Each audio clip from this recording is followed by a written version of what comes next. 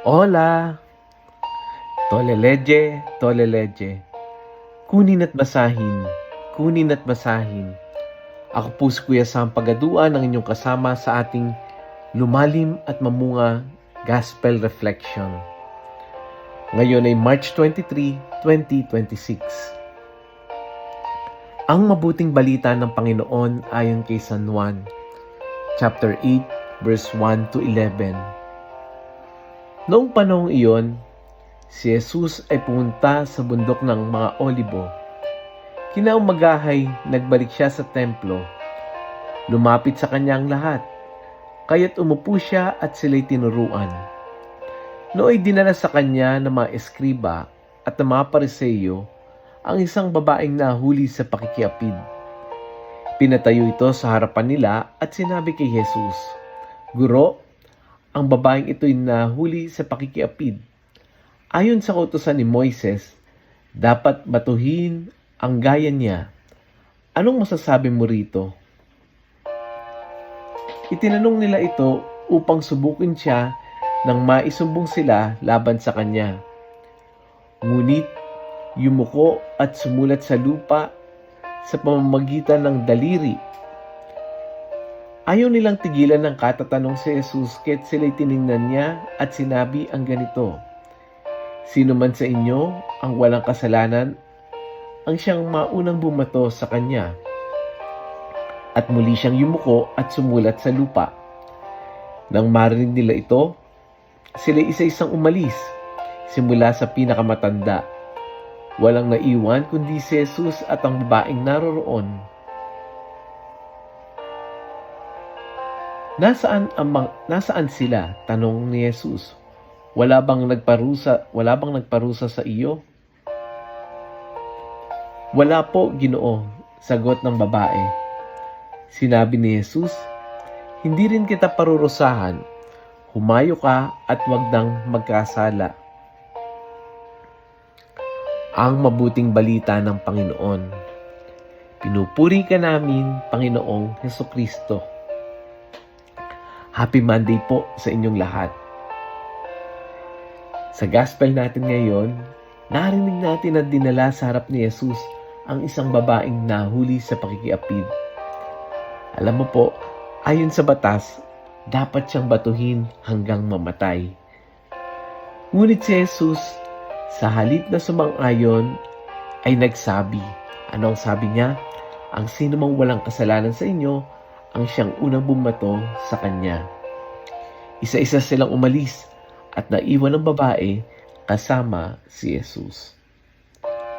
Ang kanyang mga salita, pagkaalis ng mga tao, hinanap ni Jesus yung mga tao. Nag-alis ang lahat. Kaya anong sabi niya? "Ni ako man ay hindi kita huhusgahan. Humayo ka at wag nang magkasala." Yung gospel natin ngayon ay hindi lang tungkol sa babae, kundi ito'y tungkol din sa ating lahat. Sa totoo lang, lahat tayo ay may kahinaan, may kasalanan, at may mga sandaling nahuhusgahan ng iba.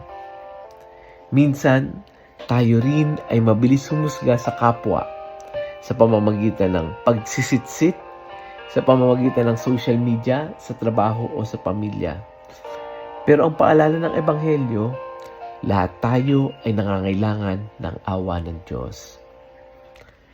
Sa pamilya, kapag may mga kapatid o magulang na nagkakamali, napakabilis nating magturo ng daliri. Pero gaya ni Jesus, tinatawag tayong magpakita ng habag at bigyan ng pagkakataon ang isa't isa.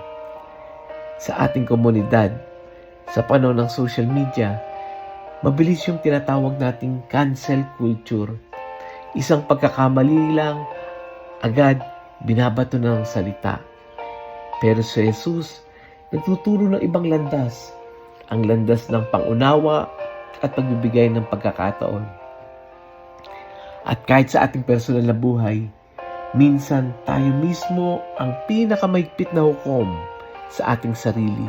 Ginajudge natin yung sarili natin. Nahihiya tayo sa nakaraan, sa mga maling desisyon. Pero ang mensahe ni Jesus ay malinaw, ni ako man ay hindi ka huhusgahan. Ang kanyang awa ay mas malaki kaysa ating mga kasalanan. Overall, ang ebanghelyo natin ay nag-aanyaya na tumigil tayo sa panghusga, sa pagbato, sa salita, sa gawa o sa isip. Sa halip, yakapin natin yung awa ng Diyos at ipasa natin to sa iba. Yung awa ay hindi nagpapahina sa batas, kundi ito ay nagbibigay ng bagong buhay. Paano natin ito maisasalapat sa ating pang-araw-araw na buhay? Number 1, let us practice the act of kindness and mercy. Kapag ka may nagkamali, piliin muna nating makinig at umunawa bago humusga. Pangalawa, iwasan natin yung cancel culture. Sa halip na tayo yung manguna sa pagbato ng salita o panghusga, tayo yung siyang manguna sa pagbibigay ng payo o suporta. At syempre, pangatlo, huwag kang masyadong malupit sa sarili. Baka meron kang past decisions. Tanggapin natin yung awa ng Diyos. Huwag manatili sa guilt. Tanggapin yung kapatawaran at magsimula ng bagong buhay. And to do that, if you are a Catholic, go to the confession para ma-remove yung guilt. Hindi gusto ng Diyos na habang buhay kang nariyan sa guilt feeling. Let us pray. Lord, salamat sa iyong awa na mas malaki kaysa sa aking kasalanan. Turuan mo kong huwag maging mabilis manghusga, kundi maging daluyan ng iyong awa at habag. Palakasin mo ako upang humayo at magsimula ng bagong buhay na nakaugat sa iyong pag-ibig. Amen. Kaibigan, kung meron kang kakilalang nandun yung guilt feeling, meron siya laging guilt feeling, send natin yung audio gospel na ito. Maybe, ito yung message na kailangan niyang marinig for today. I-share natin ito sa ating mga kaibigan, sa ating GC, sa ating Facebook, kaya sa ating profile. Hayaan natin na yung gospel ang mangusap sa kanila. Muli, ako po si Kuya Sam Pagaduan, lagi nag-aanyaya. Halina, tayo ay lumalim at mamunga. Lumalim sa pananampalataya at mamunga na mabubuting gawa. God bless us all.